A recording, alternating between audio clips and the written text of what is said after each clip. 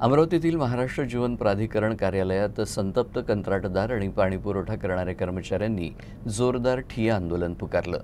मागील वर्षभरापासून थकीत असलेल्या तब्बल 18 कोटी रुपयांच्या देयकांमुळे कंत्राटदार आणि त्यांच्यावर अवलंबून असलेले कर्मचारी आक्रमक झाल्याचं दिसून आलं।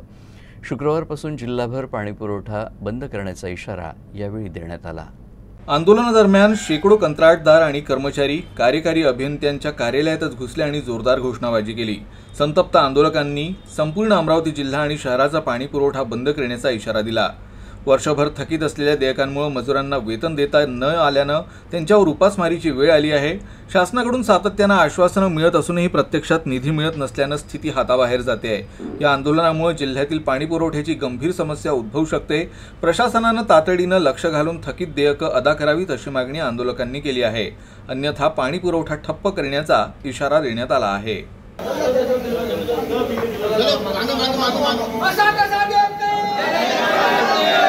युद्ध स्तरावर जर शासकीय अधिकाऱ्यांनी प्रयत्न केले तर आमचे पैसे मिळू शकते।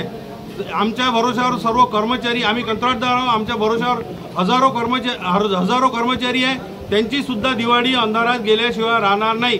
तरी आमची एकच कळकळीची विनंती आहे की या 1.5 दिवसात युद्ध स्तरावर प्रयत्न करून आमचे देयक त्वरित अदा करण्यात यावे।